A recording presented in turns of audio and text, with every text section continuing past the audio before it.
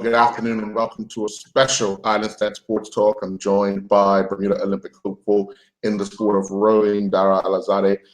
Dara, yesterday the world of rowing, along with the America's Olympic division, reaffirmed that the qualifier will take place for the America's spots for the Olympics will be in Brazil in March.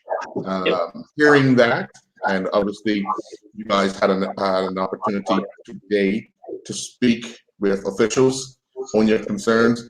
Hearing that yesterday, what were your first major concerns? My first major concerns of wanting to address in the call.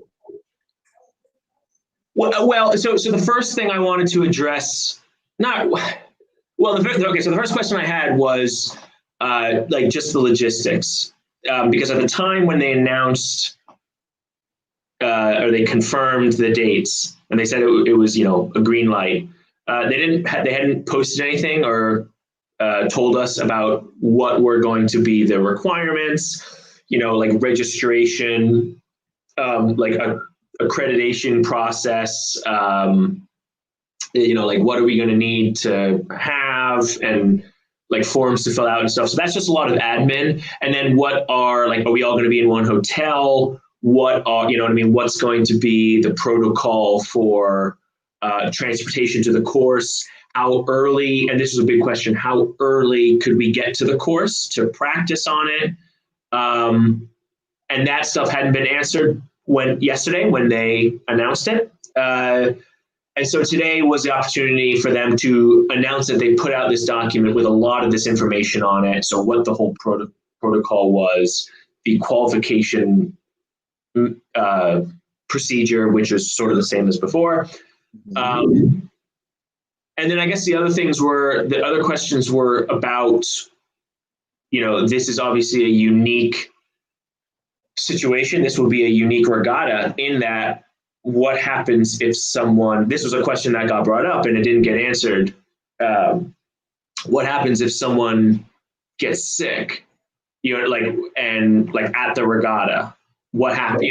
What's the protocol for that? And I don't think there was an answer for that in the document, nor did they answer it in person, but they said they would come out with something else with all the new questions, and they would keep us posted, and continually as questions came in, they would put out like a statement or a document with answering all the questions. So those were my initial questions: logistics, what happens in XYZ, and the question that I sort of was thinking back in my head was, is there a threshold that they have for pulling the plug again? Because that, for me, there's a lot of logistics that I have to do to get myself to Brazil. Whereas, for everyone that's the case, but for everyone else, or most of my competitors, it's just a quick, drive or flight to Brazil. I got to get there from, wherever I'm at. So, questions will continue to get answered, I think. Did they address what the deadline would be if you yourself or any one of the competitors decide they're not going to participate? Well, there are some deadlines in terms of refunds, like for like the hotel and stuff. But I don't think so. Well, there's no. I could technically pull out whenever I wanted. I could pull out. I could do the heat and then pull out. So I don't know what, I'm not sure. Was there something else you meant by it, or like? No. Meaning, obviously, if one pulls out, there opens up another spot for someone else to get in. So have they given a deadline date for anyone that chooses not to participate? Are you saying like after qualification? Leading up to this qualification. No, they didn't mention that. And I don't think anyone asked. That's a good question. I should add that to the question list. Or would one assume the deadline date for the refund for the hotel would be the deadline date to confirm that you are actually coming? Yeah, so there's a confirmation deadline, I think of like January 29th. So I guess that's the date by which you have to say, I am participating. In terms of pulling out, they don't think they give a deadline for that because there's no, I can pull out whenever I wanted sort of thing. Or not to say that I'm going to pull out, but hypothetically I could. Right. And so can anyone else. So yeah, the 29th is the deadline for when someone can for someone to register. Okay. Now, we all know Brazil has its challenges without COVID, health reasons and so forth. COVID on top of that, what will you and your handlers and obviously the Bermuda Olympic Association be looking to do to ensure you and your team's safety outside of what needs to be done for COVID once you get into Brazil?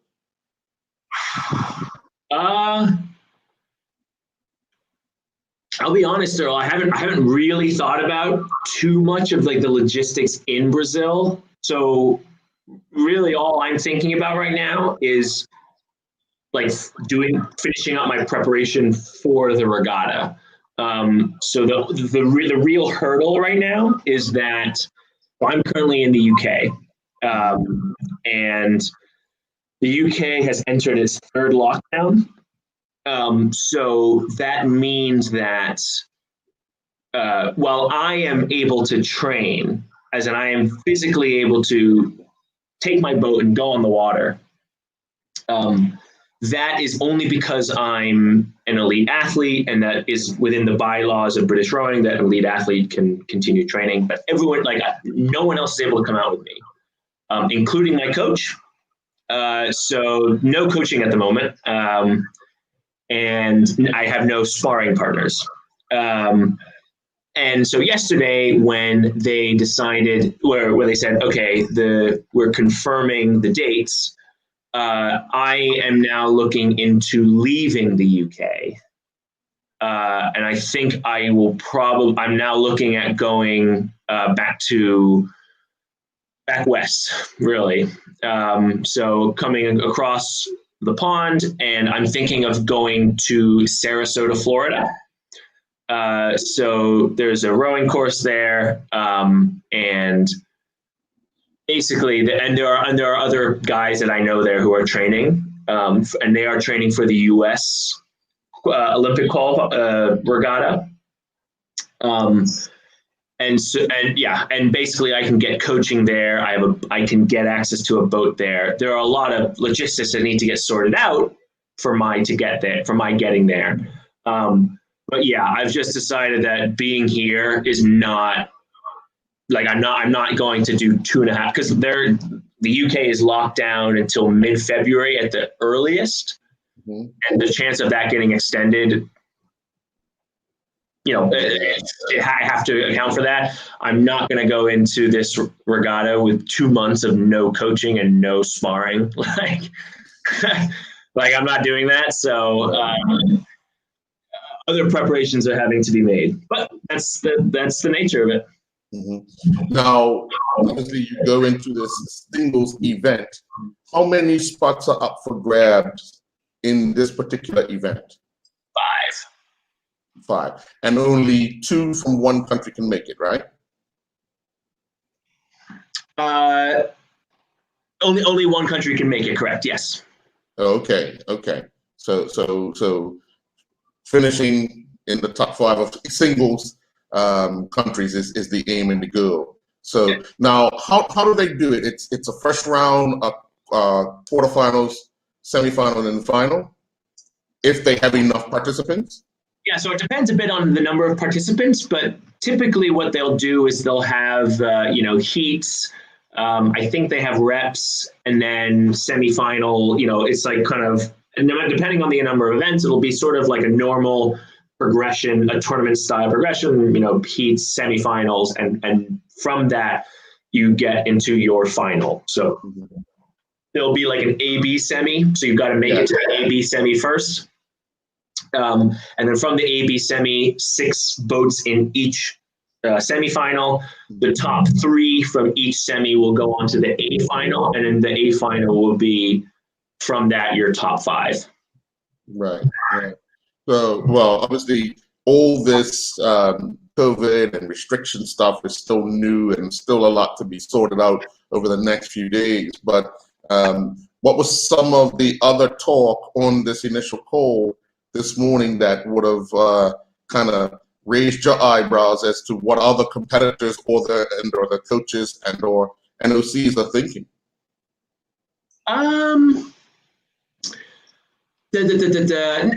Not really much. Like there was, like that's a good question. I'm not really. There wasn't anything that really surprised me. So I guess, frankly, because they didn't really answer too many of the like very challenging questions.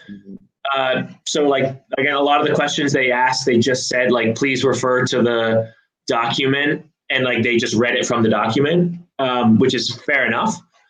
In terms of questions from other people, not really. It's just like it just highlighted that everyone has. I guess to me, like it highlighted that everyone has their challenges. Like everyone's going to have their like, oh, now like how am I going to figure this specific thing out? Someone is like, for example, one of the things was this coach is coaching someone from this country and this country. Are they allowed to form a bubble if they're from different teams technically? Because one's from one country and the other's from the other. Are they able to, mix a bubble? Because each federation has to be its own bubble. And that was, but like, so that's obviously not a concern of mine, but it was just interesting to say like, oh yeah, like that's something I hadn't considered. Just because I don't care. Like that don't think it has anything to do with me. And frankly, right now, that's all I'm really worried about, which I have to be. And so, it was just interesting to see that other people have, concerns that they've got to sort out, much like I've got to sort out where I'm going to be for the next 2 months. They've got to sort out, bubbles and all that stuff. So now with less than actually 2 months to go, because the regatta is on the 4th of March, due to start on the 4th of March, immediately you turn your attention to preparing yourself for a monumental task of a challenge. What's the first things you want to do if and when you get to where you want to begin your training, if Florida is that? So what do I want to start doing? I don't know. Well, I guess the only thing is that it's just sort of, it's, now it's very real. Like it's, you know what I mean? Like before, when in November they delayed it, and it sort of was losing, I'll be honest, it was sort of losing its like tangible, like this is what I'm focused on, and this is what everything I'm basing it off. And I remember I got the email saying like, it's confirmed. And the initial was like, like, oh God, like initially, oh great. And then it was like, oh my gosh, like this is real. Like this is very real now. Like it's on, it's happening. Like there's no, like, we're not just going to keep delaying it sort of thing. So yeah, so like there's that kind of excitement and like, ooh, like this is going to happen. But like that, it's just made it kind of real again. And it's just kind of keeping that in mind as I continue my training. Now it's probably a little bit more about practicing getting up to rate. Just practicing pieces and timing and just making sure that I'm on pace really to be in that kind of in the time frame that I want to be in. Mm. But we know that, as you have stated already, with the unknown, it's very difficult to prepare for something, and be ready when the bell is rung to actually get off the start line. Now that you have that date, how difficult is it for someone to prepare for two major events in a matter of 1 year, in a matter of months? Because if you do qualify in March, you're back on the water training and preparing yourself for Tokyo in July. Yeah, I think what's the easy answer to that is like, yeah, Earl, I'm not a star enough in rowing that I can like be like clever about the qualifier. Like, some people might see the qualifier as like, I can be clever with it. I don't want to peak too much because then I got to get ready for Tokyo. My thing is like, I gotta like, this is a hurdle that I gotta get over, and I gotta be like focused on it. Like, so the simplicity of that is that it takes away all the like, oh, do I have to be careful? Like, I'm a big believer in like, once you start playing games like that, like you have to be so like, you know what I mean? Like you've got to be like, this is a cakewalk and I've got to be clever with it. This is not going to be a cakewalk. So like, it's like, you know what, let's just go out and like, this is the event. Like plan, you've got to put all the chips in sort of thing for this event. Yeah. And that takes away a lot of the decision, like, oh, do I try this? Do I try that? It's just like, no, this is it. Like, if you don't go full bore, like, it might not happen. So like, you might as well, this is like, if this goes wrong, like, that's it. You know what I mean? Like, it makes it much more difficult. So like, this is an important thing I got to get right. Yeah. Well, we'll stay in touch. Obviously, you have that decision to make, and I think you kind of decided that Florida's going to have to be a place you're going to have to venture to get what training you're needed. Obviously, because where you are right now, not only is it locked down and you have to train by yourself, it's extremely cold. So, man, I'm telling you what, it's really cold. Yeah, it's really cold. Yeah, I sent a video to my dad of so I bring my phone out with me because I'm going out by myself, and it's like so it's like 28 degrees Fahrenheit out, and I take my phone out with me, like just in case. I took a video when I go, like I'll go 10K out and I'll come 10K back in. I took a video and it was like foggy and misty and like the water was like glass, and I was like, oh, this is cool. So I took a video and I sent it to my dad, and he called me later and he was like, are you out there by yourself? And I was like, yeah, like sort of. And he's like, is there anyone there?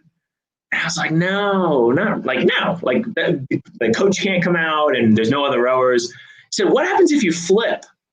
And I was like, oh yeah, like what happens if I flip? Like, so yeah, it's gonna be a lot warmer and there will be other people there. So right. Yeah. Well, we'll stay in touch with you, and when you do make that move and you get into your training as we get closer to March 4th and the Olympic qualifiers, we'll get back in touch with you to see how you're making out in your training and your preparation. Okay? That sounds good. Awesome. Thank you, Earl. Good talking to you. Stay safe. Yeah, thank you. You too. All righty.